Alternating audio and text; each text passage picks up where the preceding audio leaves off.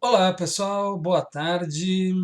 Então, vou tentar aqui fazer um videozinho comentando o texto do geógrafo Roberto Lobato Correia, rapidamente para tentar decifrar, né, um pouquinho desse texto meio medonho aqui do capítulo do livro Região e Organização Espacial, deste geógrafo brasileiro.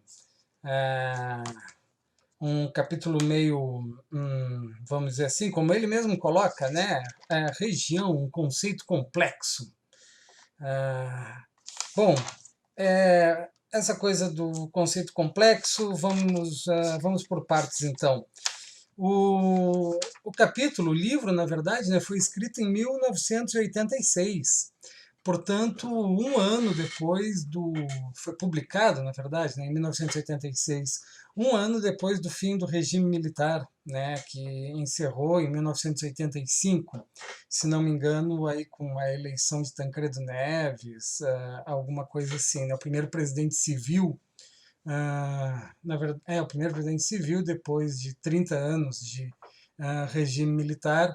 Então, o livro do, para quem conseguiu ler o capítulo dele até o final, vai perceber que o texto dele traz, né, esse traço de época, né, de alguém que finalmente se sente liberado para falar de forma crítica sobre um paradigma marxista, finalmente consegue falar depois de 30 anos de repressão. Por isso, também o texto do Roberto Lobato Correia, ele se presta ah, em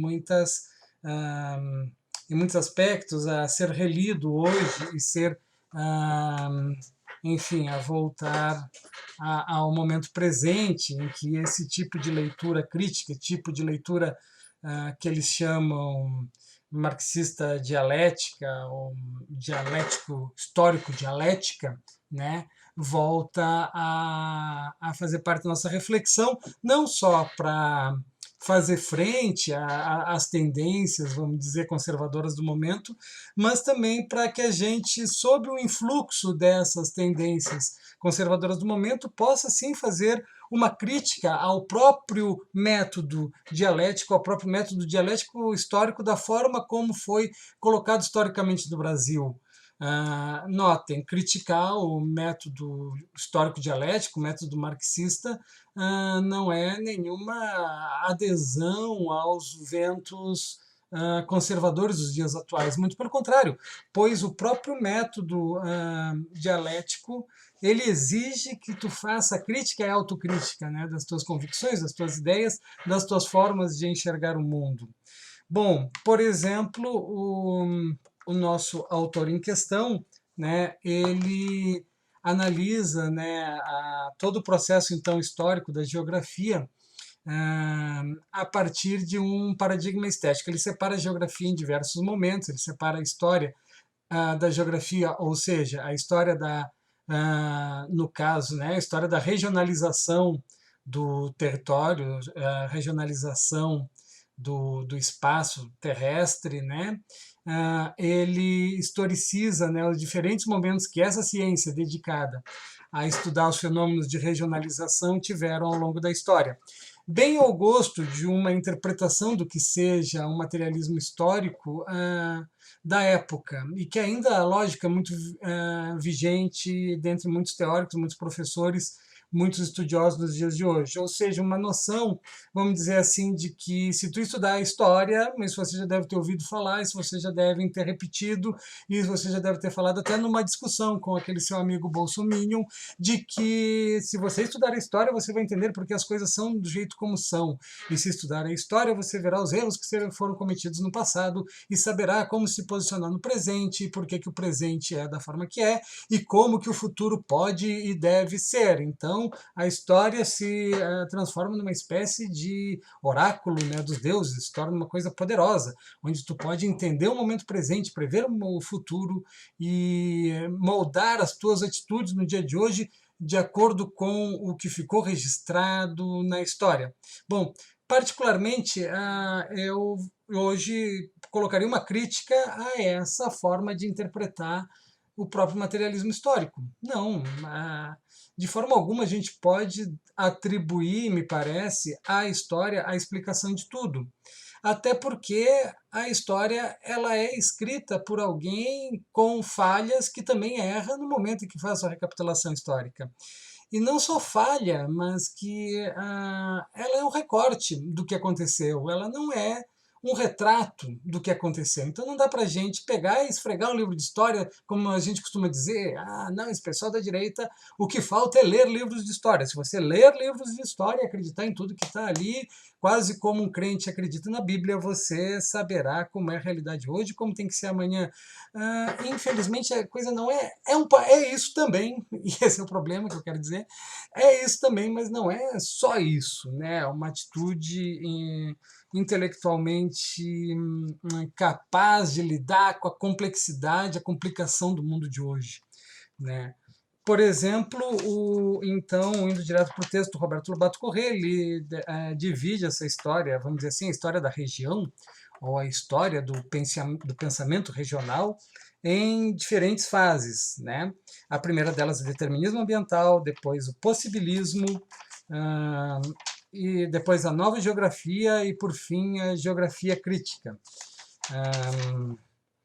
Então, é uma divisão bastante competente, bastante funcional, bastante eficaz para tu entender, né, como que se formaram as regiões, mas ela não é a única, ela não é invencível, poderia ter sido dividido para além dessas 4, 5 fases que ele cria, poderia ser dividido em 10, outro autor pode dividir em 10 fases, outro autor pode dizer que houveram apenas 2 fases na história da regionalização do território. Então, para vocês verem como a história, ou uma história, não é assim uma tábua de salvação para o entendimento de tudo. Mas o argumento de Roberto Lobato Corrêa, então, especificamente, ele começa falando do determinismo ambiental, né? Que ele coloca uma corrente ali que surge especificamente entre os geógrafos, junto com o surgimento da geografia, no ano de 1870, mais ou menos, que ele coloca um marco, né? E junto a geógrafos alemães, né? E depois teve grande sucesso na Inglaterra e nos Estados Unidos, o chamado determinismo ambiental. Percebam, né, que a Alemanha do século XIX, a Alemanha da passagem dos séculos XVIII para o XIX, ela é uma região, né, ainda não é um país, ainda não é exatamente a Alemanha, né, mas ela é uma região, talvez justamente por isso, e porque teve seu processo de industrialização, vamos dizer, tardio, né, um pouco tardio em relação à Inglaterra, em relação à França, ela, e também por outras razões, né, ela sempre teve a filosofia nessa região do globo terrestre, teve uma, que eles chamam de natural, é uma palavra só, é uma natural filosofia, né, que é essa noção de um apreço pela natureza. Até hoje, isso está muito presente no pensamento alemão até os dias de hoje, né? As brigas de Angela Merkel com Bolsonaro, em função da devastação da Amazônia, é um conflito entre um pensamento alemão que valoriza ou que entende a natureza de uma forma quase mística, em confronto com, enfim, com a depredação da própria natureza, né? Fala-se que na Alemanha a presença das grandes florestas, né? Isso a gente vai falar em seguida, mas até hoje a Alemanha tem grandes florestas, a Floresta Negra, a Floresta da Turíngia, parece que é um nome assim, são grandes florestas densas, às vezes aparecem em filmes, né? Às vezes aparecem em filmes. Há pouco assisti um filme chamado Corpo e Alma, um filme alemão, onde aparece uma dessas florestas. Outro tem uma série também no Netflix, né, que tem, se não me engano, uma usina nuclear e uma paisagem no meio de uma floresta. Normalmente são florestas diferentes, uma floresta tropical, obviamente, porque elas são muito marcadas pela presença de neve, então, portanto, não tem uma vegetação rasteira, não tem uma vegetação secundária, né, que feche o vão, vamos dizer assim, feche o vão entre as árvores. Então é aquela florestazinha que tem, né, muitas árvores, mas que é possível andar, inclusive a cavalo, por entre as árvores, sobre uma vegetação rasteira, quase um campo coberto por, sobretudo coberto por neve. E dentro dessa paisagem, lá no meio, você encontra quase uma figura, um arquétipo, né, do pensamento alemão, a cabana no meio da floresta, né? A cabana no meio da floresta, que a gente encontra até em contos, né, germânicos, né, de origem germânica, que é lá onde tem uma bruxa, onde tem um mago, onde tem alguém com poderes especiais, porque isso é uma figura, né, uma imagem muito presente no pensamento alemão, né, a coisa do que ele chamado espaço vital, né, ou seja, num ambiente, o que o teórico Roger Chartier, né, um filósofo francês, né, há pouco analisando as diferenças entre Alemanha e França, ele mencionou que o alemão ele é voltado para a sua subjetividade interior, ligada a uma espécie de natureza que lhe atravessa, justamente porque o ambiente da floresta, o ambiente frio das paisagens rurais, das paisagens florestais, favorece esse isolamento, né? Favorece um isolamento e então uma subjetivação, né, do ser. Não à toa surgiram lá pensadores como Heidegger, Carl Jung, lógico, na Suíça, mas vamos dizer assim, na mesma região, ali ao lado da Alemanha. Então, pensadores que se voltavam a essa questão da subjetividade humana, porque, veja, longos períodos do ano caindo neve numa paisagem rural, uma paisagem que não é urbana, então é muito fácil você se integrar a si mesmo e se integrar ao mundo natural e criar uma filosofia em torno disso. Então, o ambiente, vamos dizer, inóspito, né, das florestas alemãs propiciou esse tipo de pensamento, né, alemão. Enquanto que a França, em oposição, a França urbana, a França da cidade, da Paris ensolarada, ela possibilitava ou favorecia o convívio nas ruas, o convívio nos cafés, o convívio social, e sendo berço de filosofias como o existencialismo francês, que parte justamente do estudo do ser humano a partir das relações humanas. Né? O ser humano não seria resultado de uma subjetivação do homem com a natureza, mas das suas relações sociais sob o sol urbano, né? Sob o sol do ambiente urbano, no ambiente urbano. Isso caracteriza, essa diferenciação caracteriza bem por que o determinismo ambiental surgiu na Alemanha, né? Justamente porque havia essa ideia de que o ambiente natural determinava os modos de ser, determinava as formas de organização social, as formas de entendimento do homem consigo mesmo, né? Extremamente determinados pelo ambiente natural. Então, daí surge uma geografia que confunde regiões com biomas, vamos dizer assim, confunde regiões com sistemas ambientais, hoje que a gente chamaria de sistemas ecológicos, sistemas ambientais, né? Então, você pode determinar, por exemplo, uma região, estou chutando aí, da Amazônia, uma região dos Pampas, uma região da Mata Atlântica, uma região da Turíngia, uma região da Floresta Negra. E daí surge, então, o chamado determinismo ambiental na definição do conceito de região. Isso, atenção, nós estamos falando lá de 1870, estamos falando do século XIX, ideia em vigor naquele momento. E essa ideia, ela é, então, comprada, adotada, né, com muito entusiasmo pelos ingleses e estadunidenses.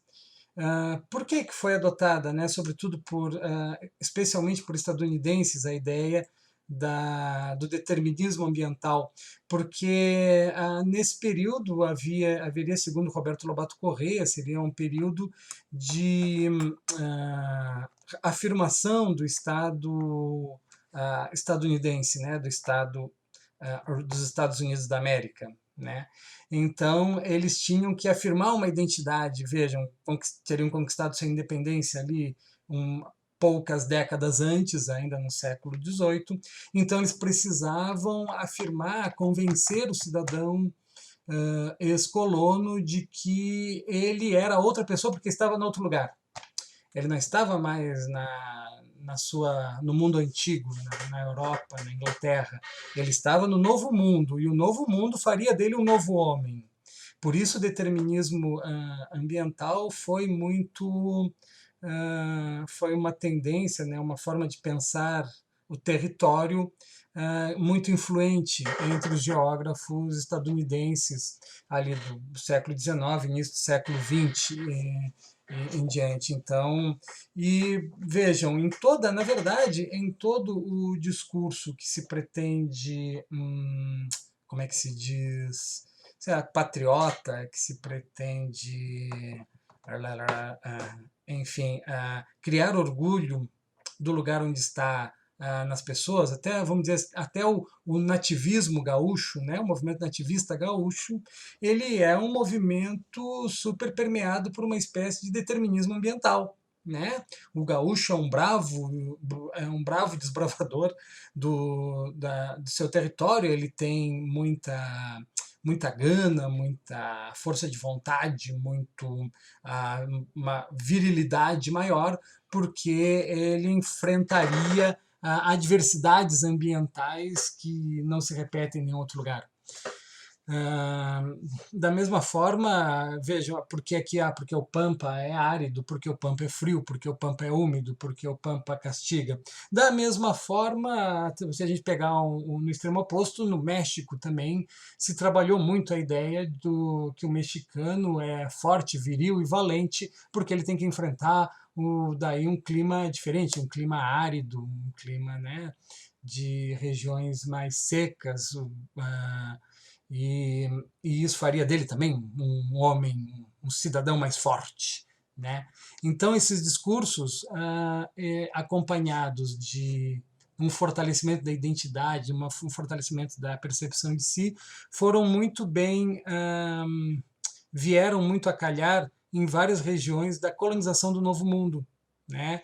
Sobretudo após as independências, né? A partir do momento que o México se tornou independente, a partir do momento que o Brasil se tornou independente, a partir do momento que os Estados Unidos se tornou independente, era muito interessante para os novos governantes, para a população de uma forma em geral, entender que ela era especial porque estava num lugar especial, numa região especial, num ambiente especial. Então, o determinismo ambiental e as suas divisões regionais vieram muito a calhar nessa circunstância, apesar de ter sido, então, uma forma de enxergar o território oriundo lá das florestas alemãs, da Turíngia, das regiões das densas florestas alemãs. Bom, na sequência, Roberto Lobato Corrêa fala então do possibilismo ambiental, da corrente do possibilismo, né? Que na verdade era uma espécie de crítica francesa, dessa França onde os intelectuais, pensadores, né, os geógrafos, discutiam suas ideias ao calor do sol, tomando café entre uma e outra saída do Bateau Mouche, ou coisa do gênero. Moulin Rouge, né? Acho que eu quis dizer, Baton Rouge, acho que era outra coisa. Mas, enfim, esses pensadores franceses, eles criaram, então, correntes de pensamento que se contrapunham, ou que pretendiam se contrapor à ideia de um determinismo ambiental, né? Então, daí eles criaram a ideia do possibilismo. O que seria o possibilismo? O possibilismo é a ideia de que o ser humano ele pode, a região ela apenas cria possibilidades, né? Ela não determina. ela torna certas características, certas circunstâncias, certas características e circunstâncias de uma sociedade possíveis de acontecer, ou certos fenômenos, né, sociais possíveis de ocorrer em uma determinada região. Então, não se trata de mais de um simples determinismo, né? Que uma determinada população vivendo em uma determinada região com certeza será de determinado modo, que sob condições adversas uma população será deterministicamente brava, né? E valente na sua exploração do território. Não, isso torna-se uma ideia do passado. Simplesmente abre a possibilidade disso acontecer, né? Então, daí vem o possibilismo. Pelo que entendi do texto do Roberto Lobato Corrêa, entre o determinismo ambiental e o possibilismo em termos de demarcação de regiões, a diferença acaba sendo muito pouca, né? Basicamente as mesmas regiões, só que agora com novos argumentos, né? Não mais determina, né, as regiões com base nos biomas ambientais, porque os biomas ambientais determinariam, né, o que tipo de sociedade, que tipo de economia se desenvolve no seu interior, mas sim tu farias a mesma divisão com base nos mesmos biomas, mas levando em consideração que o que iria ocorrer ali seria uma possibilidade, né?